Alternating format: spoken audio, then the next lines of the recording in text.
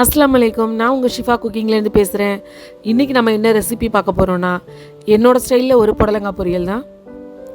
இது ரொம்ப ஈஸியாக சட்டுன்னு செஞ்சிடலாம், ஆனால் டேஸ்ட்டும் நல்லாயிருக்கும். வாங்க எப்படி செய்கிறதுன்னு சொல்கிறேன். முதல்ல தேவையான பொருட்கள் என்னென்னு பார்த்துடலாம். புடலங்காய் 2 பீஸ், கடலைப்பருப்பு 2 ஸ்பூன், கடுகு 1/4 ஸ்பூன், பெரிய வெங்காயம் 1, காஞ்ச மிளகாய் 2, கருவேப்பிலை 1 கொத்து, பூண்டு 6 பல், ஜீரகம் 1/4 ஸ்பூன், மஞ்சள் தூள் 1/4 ஸ்பூன், எண்ணெயும் உப்பும் வந்து தேவையான அளவு. இப்போ ஒரு பேன் காய வச்சுருக்கேன். அதில் ஒரு 2லேருந்து 3 ஸ்பூன் அளவுக்கு எண்ணெய் சேர்த்துக்கோங்க.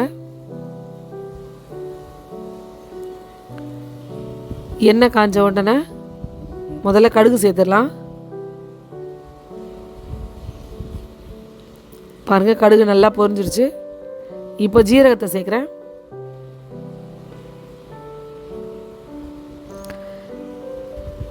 ஜீரகமும் கொஞ்சம் எண்ணெயில் பொரிஞ்சிருச்சு பாருங்கள். இப்போ நம்ம கடலைப்பருப்பை வந்து நான் கொஞ்சம் தண்ணியில் போட்டு நல்லா ஊற வச்சுருக்கேன். ஊற வச்ச கடலைப்பருப்பை இதில் சேர்த்துட்றேன்.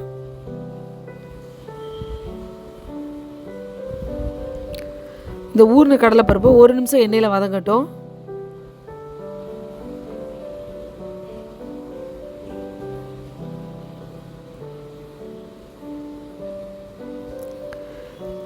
கடலைப்பருப்பு கொஞ்சம் வதங்கினோடனே பூண்டை வந்து நல்லா தட்டிட்டு இதில் சேர்த்துக்கோங்க.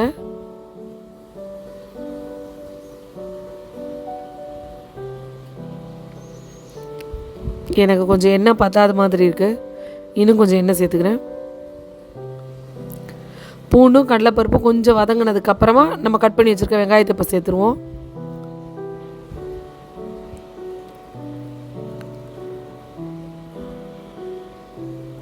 இப்போ வெங்காயம் கொஞ்சம் வதங்கட்டும்.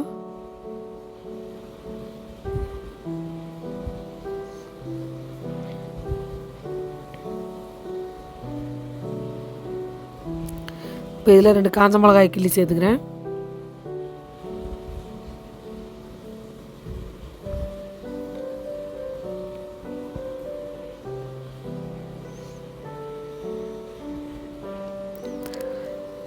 இப்போ இந்த பூண்டு, காஞ்ச மிளகா, கடலைப்பருப்பு இதெல்லாம் எண்ணெயில் வதங்குறதே ஃப்ளேவர் ரொம்ப நல்லா இருக்குது, நல்ல ஒரு வாசனையாக இருக்குது.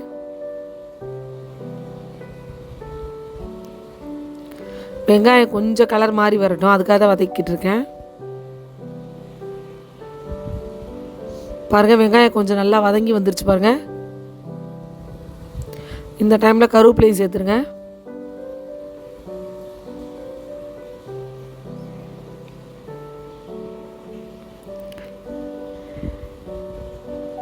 இப்போ நான் புடலங்காவை நல்லா க்ளீன் பண்ணி கட் பண்ணி வச்சுருக்கேன். இப்போ வெட்டி வச்ச புடலங்காவை இதில் சேர்த்துட்றேன்.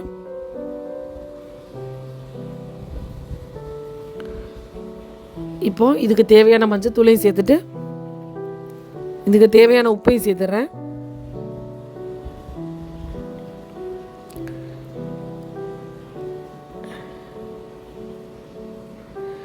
இப்போ இந்த புடலங்காய் வேகணும்ல, அதனால் இதில் ஒரு 1/2 டம்ளர் அளவுக்கு தண்ணி சேர்க்குறேன். ரொம்ப அதிகமாக தேவையில்லை. பாருங்கள் எவ்வளோ சேர்த்துருக்கேன்னு. சும்மா ஒரு 1/2 டம்ளர் அளவுக்கு சேர்த்துட்டு எல்லாத்தையும் நல்லா பிரட்டி விட்டுட்டு அடுப்பை வந்து நல்ல லோ ஃப்ளேமில் வச்சுட்டு ஒரு மூடி போட்டு வச்சுருங்க. அந்த கொஞ்சோண்டு தண்ணிலையும் நம்ம மூடி வச்சுருக்க ஆவிலையுமே அந்த புடலங்காய் வெந்துடும். பார்த்தீங்களா, இப்போ உங்களுக்கு பாதி வெந்துருச்சு பாருங்கள். தண்ணியும் கொஞ்சம் வத்திருச்சு, புடலங்காயும் வெந்துருச்சு. ஏன்னா இது நல்ல பிஞ்சு புடலங்காய், அதனால சீக்கிரமாக வெந்துருச்சு. இன்னும் கொஞ்சம் நல்லா தண்ணி வற்றி வரட்டும். இப்போ மறுபடியும் ஒரு 5 நிமிஷம் கழிச்சு திறந்துருக்கேன். பாருங்கள், பார்த்தீங்களா, நல்லா ட்ரையாக சூப்பராக வெந்து வந்துருச்சு. அவ்வளவுதான், ஈஸியாக டக்குன்னு செய்கிற மாதிரி ஒரு சூப்பரான புடலங்காய் பொரியல். டேஸ்ட் ரொம்பவே நல்லாயிருக்கும். நீங்களும் ஒரு தடவை உங்கள் வீட்டில் ட்ரை பண்ணி பாருங்கள். ட்ரை பண்ணி பார்த்துட்டு எப்படி இருந்துச்சுன்னு கமெண்டில் சொல்லுங்கள். என்னோட அந்த ரெசிபி உங்களுக்கு பிடிச்சிருந்துச்சுன்னா என்னோடய சேனலை லைக் பண்ணுங்கள், ஷேர் பண்ணுங்கள், சப்ஸ்கிரைப் பண்ணுங்கள். சூப்பர், சப்ஸ்கிரைப் பண்ணுங்கள். தேங்க்யூ.